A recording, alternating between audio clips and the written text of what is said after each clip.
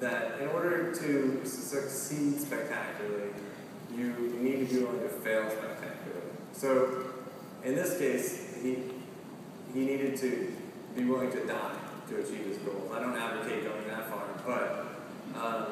but you really need to be willing to just accept that humiliation and that ultimate failure, and that's part of it. That's part of that entrepreneurial spirit. And you don't necessarily need to be an entrepreneur to have that kind of entrepreneurial spirit, that willingness to go all the way, even if it means utter failure. It's the only way you're going to achieve that spectacular success. So failure and success, I think, go very much hand in hand. Okay, I did a little research, and I found that there was a sport that my high school didn't offer, and it was lacrosse.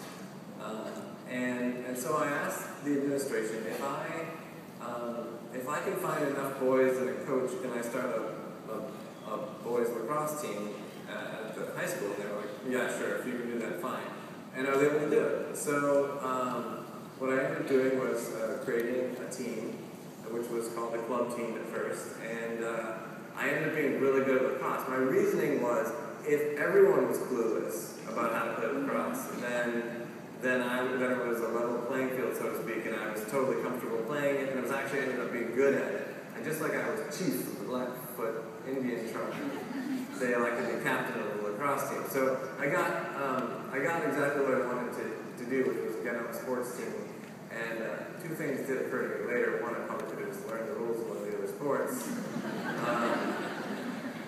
But the bigger thing, and the big takeaway for me upon reflection that I actually didn't realize I carried all the way through into my career, and the lesson learned was that opportunity can be manufactured.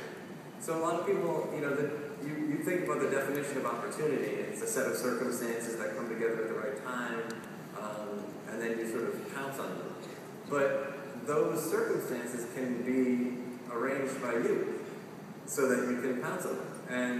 And so I did that with the lacrosse team, but then now I keep that in mind all the time. What sort of circumstances can I prearrange and then take advantage of? So that is a key lesson learned for me that I always try to think about whenever challenges or opportunities or problems arise.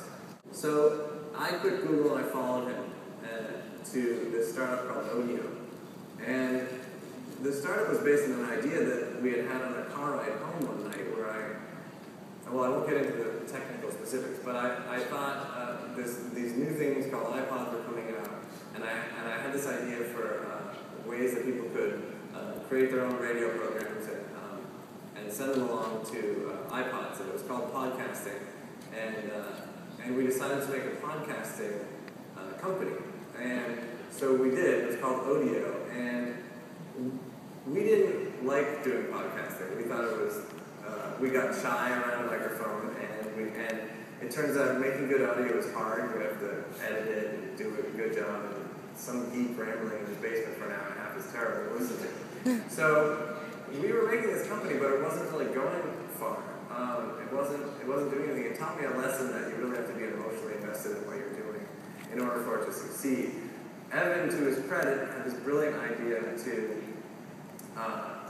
just say, you know what, why don't we take a core group, keep Odeo going, and the rest of you guys pair up and just do something that you want to do. And I had become really good friends with this guy named Jack Dorsey, who we hired as an engineer at Odeo, and we had started doing some side projects together anyways because we weren't liking our main job. And so we quickly paired up and we built a prototype of Twitter in 2 weeks. We showed it to our colleagues, and they were underwhelmed. They thought it was like, but that didn't stop us because we were really excited about the potential. We had envisioned Twitter working over SMS, and that's where we got the 140 characters because the international limit on all phones for texting is 160 characters, and we standardized on 140 because we wanted to leave room for the author's name to be prepended to the tweet so that tweets could be written and read in their entirety across this lowest common denominator technology, which was available on all phones. All 5 billion mobile phones around the planet had this technology. Therefore, we could build a a new information network on top of it.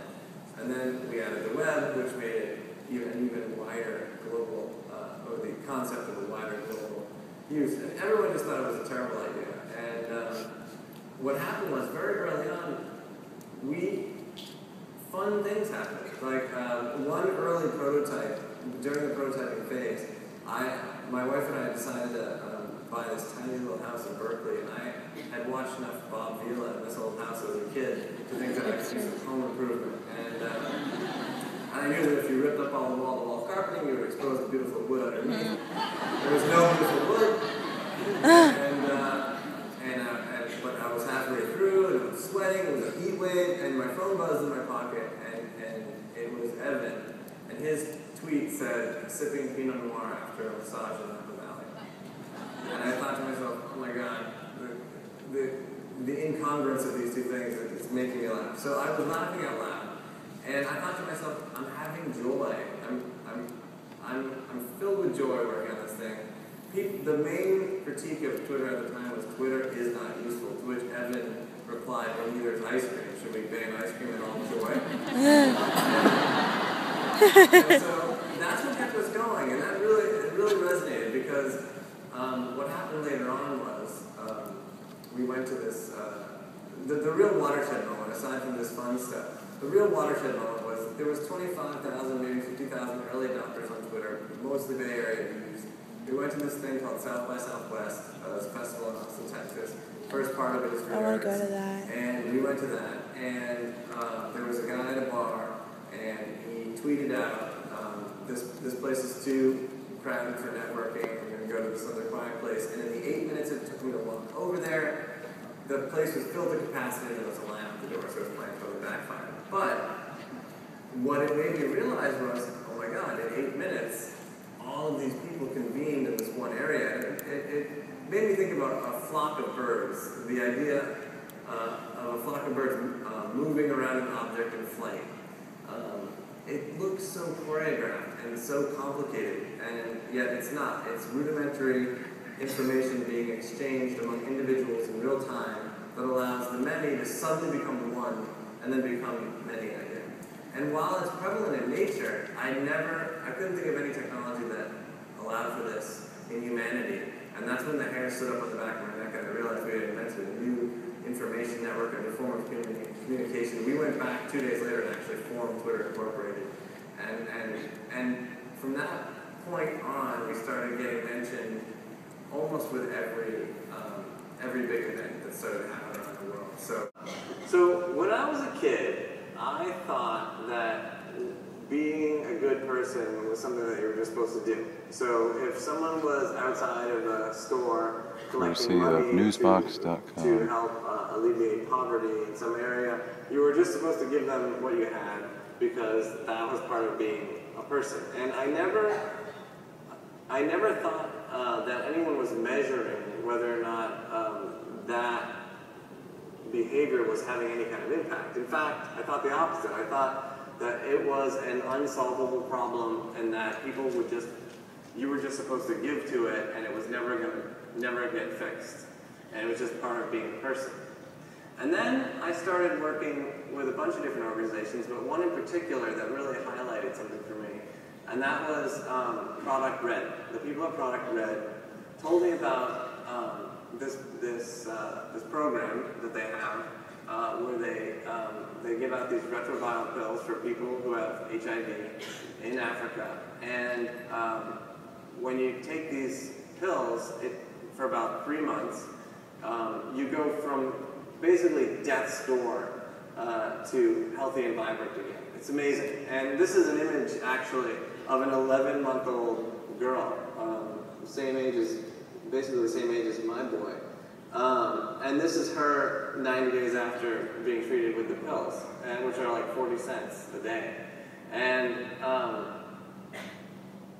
then the thing that they taught me was that as they're treating these folks that have HIV, and they call this the Lazarus effect because of the transformation.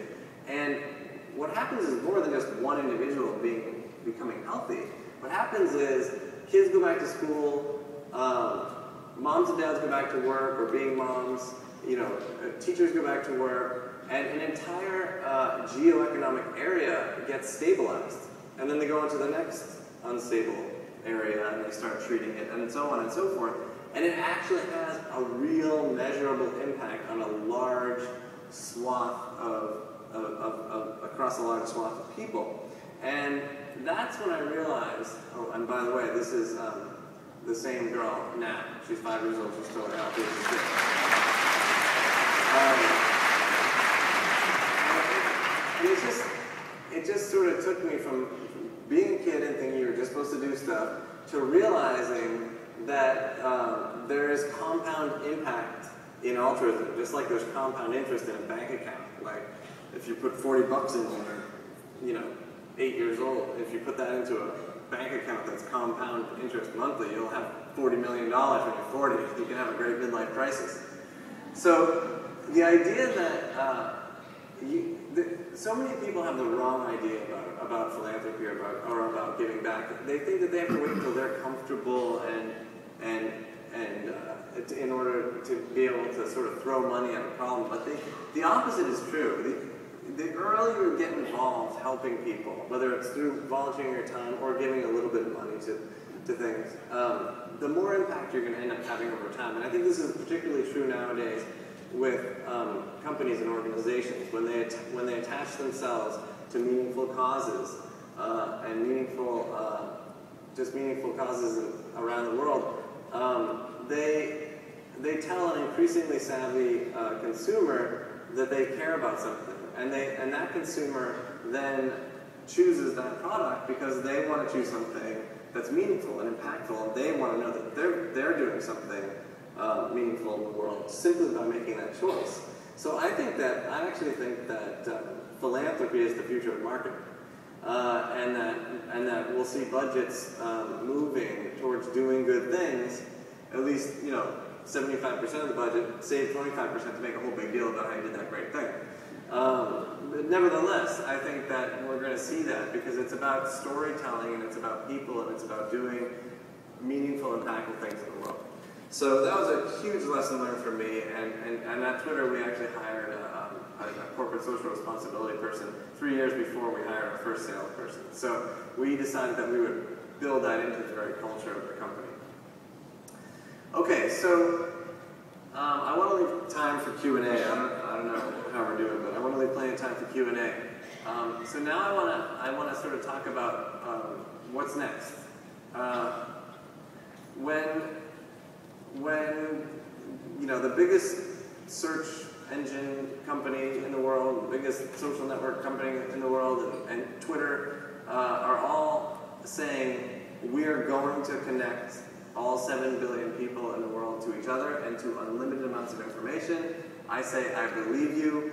What do we do now? And it was Albert Einstein that famously said, information is not knowledge.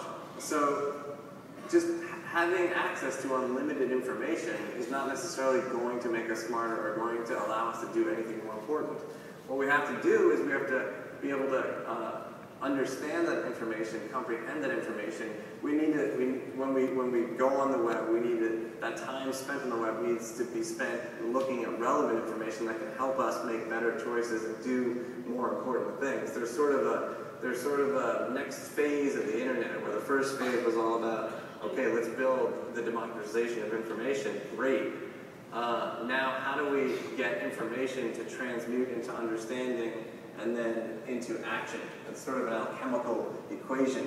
And that's the question that my new company, Obvious, and the team and I are trying to answer. What's next? How do we make a world in which the right information gets to the right people at the right time, such that they can do something about it and make the world a better place? And one of our core tenets of our business is essentially that not just what I said earlier, that people are basically good, and if you give them the right tools, they'll prove it to you on a daily basis. But we want to build systems that help people work together to make the world a better place.